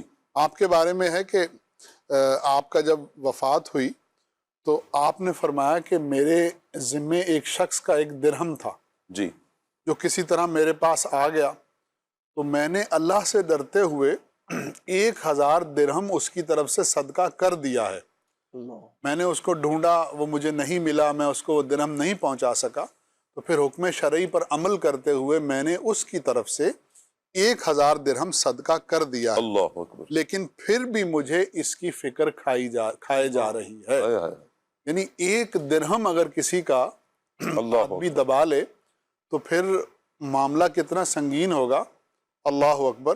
مجھے وہ یہاں اعلیٰ حضرت علیہ رحمہ کی بات یاد آتی ہے کہ جس نے اگر کسی کا 3 پیسے دینے ہو نا جی تو قیامت کے دن اس کو اس کے بدلے 700 نمازیں دینی پڑیں گی. اللہ اکبر. اور پھر وہ 700 نمازیں کون سی؟ وہ نمازیں جو جماعت کے ساتھ ادا کی گئی. نمازوں میں سے بھی ہر نماز شاید قبول نہ ہوتی ہو، جو قبول ہو گئی ان نمازوں میں سے 700 نمازیں 3 پیسے اگر کسی کے دینے ہیں تو اس کے عوض دینی ہوگی. تو اللہ تعالیٰ سے ڈرنا چاہیے، جس کا حق ہے اس کو فوراً سے ادا کر دینا چاہیے. اللہ. پھر یہ ہے کہ وقت وفات آپ نے فرمایا کہ مجھے وضو کروا دو. جی. اب جب وضو کروایا تو وضو میں ایک سنت یہ ہے کہ داڑھی کا خلال کیا جائے. تو اب وہ جو وضو کروانے والے صاحب تھے وہ داڑھی کا خلال نہ کروا سکے تو آپ نے ان کا ہاتھ پکڑا اور پھر کہا کہ اس طرح سے خلال کرو. پھر اس کے بعد آپ وصال فرما گئے. تو اس پر جو بزرگ قریب تھے وہ فرماتے ہیں کہ آپ شیخ کے مقام کا اندازہ کریں کہ وہ کتنے بڑے عارف عالم ہیں اور اللہ کے کتنے برگزیدہ ہیں جی. کہ انہیں شریعت کا ہر وقت خیال ہے. وقت وفات بھی جب بڑا مشکل وقت ہوتا ہے جی آپ نے شریعت کا ایک ادب جو چھوٹ رہا تھا اس کو بھی چھوڑنا گوارا نہیں کیا. اللہ اکبر. یہاں لوگوں کی نیند کے چکر میں نمازیں نکل جاتی اور یہاں ابوبکر شبلی پہ موت کا نزا کا عالم طاری ہے، لیکن آپ ایک شریعت کے ادب کو قضا نہیں کرتے. تو سیکھنے کی بات ہے، سمجھنے کی بات ہے کہ ہمیں جو ہے زندگی کے ہر معاملے میں شریعت کی پاسداری کرنی چاہیے اور مشکلات کی وجہ سے عزیمت پر عمل کو نہیں چھوڑنا چاہیے. جہاں تک ہو سکے شریعت کے حکم پہ عمل کرنا چاہیے. کیا بات. اللہ پاک سے دعا ہے کہ اللہ پاک آپ کے مزار پر انوار پر اپنی کروڑہا رحمت نازل فرمائے. آج بھی جو عاشقان رسول غوث پاک رحمۃ اللہ علیہ کے قدموں میں حاضری دیتے ہیں، بغداد شریف کا جن کا سفر ہوتا ہے تو ان کے مزار پر بھی خصوصیت کے ساتھ جانا ہوتا ہے. ہمارا سلسلہ عالیہ، قادریہ، رضویہ، عطاریہ کے 12ویں یہ بزرگ ہیں. اللہ پاک سے دعا کرتے ہیں اللہ پاک ان کے فیضان سے ہمیں بھی ہماری نسلوں کو مستفیض فرمائے. عدنان بھائی آپ کی طرف بڑھوں گا. آخر میں کیا آپ رحمۃ اللہ تعالیٰ علیہ کی سیرت سے ہم ایک ایسا خلاصہ بیان کریں کہ حضرت ابوبکر شبلی رحمۃ اللہ تعالیٰ علیہ کی ہم عمل کریں آپ رحمۃ اللہ تعالیٰ علیہ کی سیرت کو لے کر، تاکہ دنیا بھی ہماری سنورے، ہماری آخرت بھی سنور جائے. کیا حضرت ابوبکر شبلی رحمۃ اللہ تعالیٰ علیہ کے بہت سارے اقوال ہیں اور بہت ساری احادیث مبارکہ جن کے بارے میں آپ سے سوالات ہوتے، پھر آپ ان کی شرح اور تشریح بیان فرمایا کرتے تھے. ایک دفعہ کسی نے پوچھا کہ حدیث پاک میں ہے نبی کریم علیہ السلام نے فرمایا جب تم اذا رأیتم اہل البلاء، جب تم اہل بلا کو دیکھو تو اللہ کریم سے عافیت مانگو، عافیت کا سوال کرو. تو یہ اہل بلا کون ہے حضور؟ جی مصیبت والے، بلا والے. تو آپ نے ارشاد فرمایا جو اللہ کی یاد سے غافل ہے وہ اصل میں مصیبت زدہ ہے، اور اسے دیکھ کر بندے کو چاہیے کہ اللہ تبارک و تعالیٰ سے عافیت کا سوال کرے، سلامتی کا سوال کرے کہ اللہ تبارک و تعالیٰ مجھے جو ہے وہ اس مصیبت اور اس بلا سے، جو اللہ تبارک و تعالیٰ کو بھول جانے کی بلا ہے، اس بلا سے اللہ کریم مجھے محفوظ و مامون فرمائے.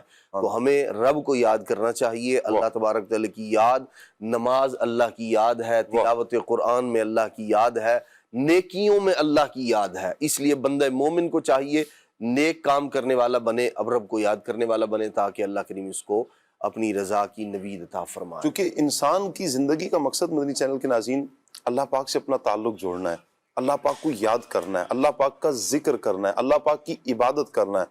کہ جس مقصد کے لیے انسان کو پیدا کیا گیا، مقصد کیا ہے؟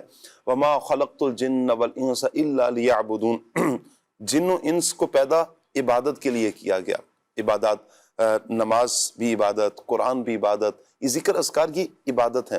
اور جو لوگ عبادت سے جی چراتے ہیں، جو لوگ نماز سے دور بھاگتے ہیں، قرآن پاک کی تلاوت سے دور بھاگتے ہیں، یا اللہ کی یاد سے اپنے آپ کو دور کر لیتے ہیں، ڈرنا چاہیے کہ قرآن پاک میں ایک آیت مبارکہ سورہ طٰہٰ کی اللہ پاک ارشاد فرماتا ہے وَمَنْ أَعْرَضَ عَنْ ذِكْرِي فَإِنَّ لَهُ مَعِيشَةً ضَنْكَ وَنَحْشُرُهُ يَوْمَ الْقِيَامَةِ أَعْمَى.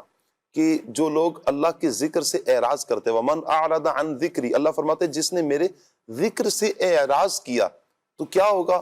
اللہ اکبر. فَإِنَّ لَهُ مَعِيشَةً ضَنْكَ، اس کی زندگانی تنگ کر دی جائے گی، ان کی معیشت تنگ کر دی جائے گی، زندگی ان کی تنگ کر دی جائے گی. وَنَحْشُرُهُ يَوْمَ الْقِيَامَةِ أَعْمَى، اللہ پاک فرماتے ہیں اور قیامت کے دن انہیں اندھا اٹھایا جائے گا. اللہ پاک رحمت کی نظر فرمائے کہیں ایسا تو نہیں کہ ہم نماز سے جی چرا رہے ہیں اور پھر ہم پریشانی کا بھی شکار ہیں. آج اگر پریشانیوں نے ڈیرا ڈالا ہوا ہے، پریشانیوں کا ہم شکار ہیں، دکھوں، دردوں، تکلیفوں کا ہم شکار ہیں، تو مشکلات کیوں پیدا ہوئی ہیں، یہ مشکلات کیسے آ گئی ہیں، اس مشکل کو سمجھ لیں کہ یہ مشکل کیوں آئی، جس کو بیان کیا ہے کہ جب اللہ کے ذکر کو چھوڑیں گے، اللہ کی یاد سے جی چرائیں گے تو پھر مشکلات آئیں گی، زندگی تنگ ہوگی، زندگانی تنگ ہوگی. اور پھر اس پر اگر مفسرین کے اقوال پڑھے جائیں تو مختلف اقوال بیان بھی کیے.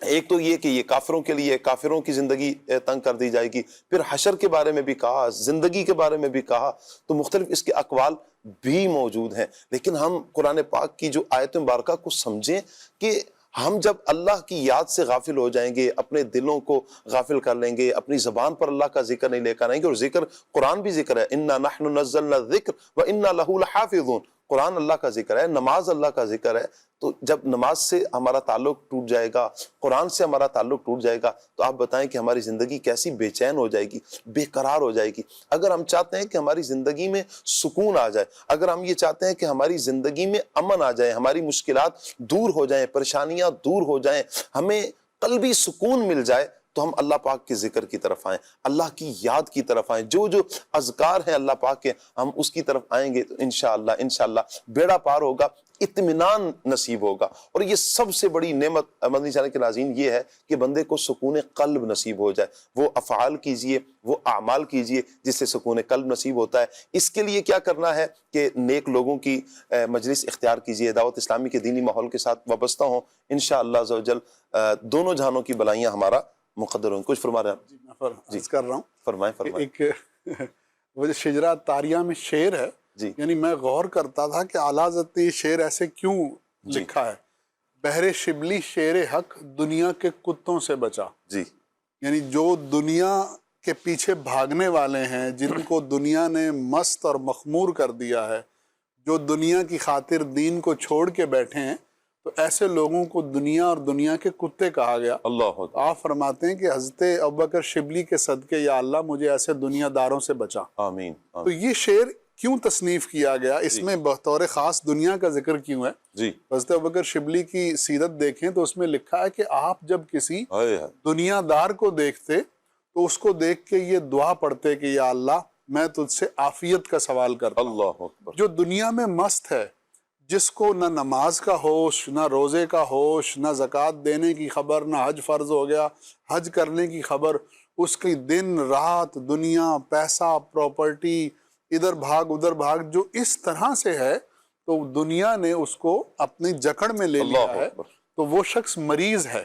جی اور مریض کو دیکھ کے دعا ہی پڑھی جاتی ہے۔ اللہ اکبر۔ اور یہ بھی ایک روایت ہے کہ آپ جب کسی دنیا دار کو دیکھتے تو وہ دعا پڑھتے جو کسی بیمار کو دیکھ کر پڑھی جاتی ہے۔ اللہ الحمدللہ الذی عافانی مما ابتلاک بہ وفضلنی علی کثیر ممن خلق تفضیلا۔ اللہ اکبر۔ آپ دنیا داروں کو بیمار سمجھتے تھے اور اللہ تعالی ہمیں سب کو اس بیماری سے محفوظ۔ آمین آمین۔ اللہ پاک ہمیں اپنے اسلاف کی زندگیوں کو پڑھنے سمجھنے کی توفیق عطا فرمائے۔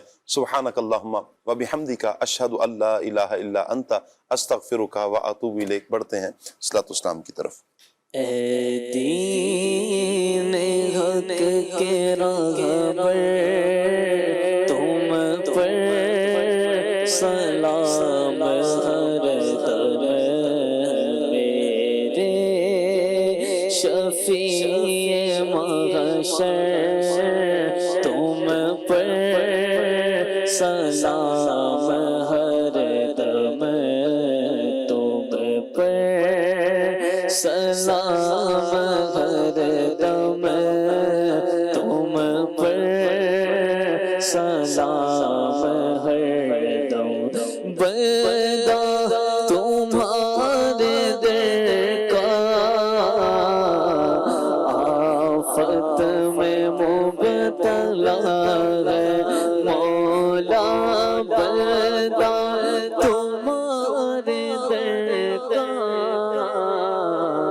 آفت میں مبتلا ہے، رحم حبیب داور تم پر سلام ہر دم، تم پر سلام ہر دم، تم پر سلام ہر دم۔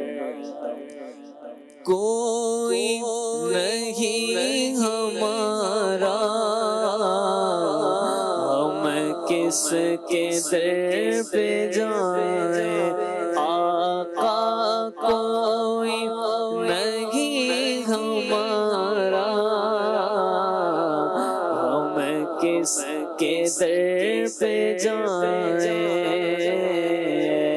بے قصوں کے یاور تم پر سلام ہر دم، تم پر سلام ہر دم۔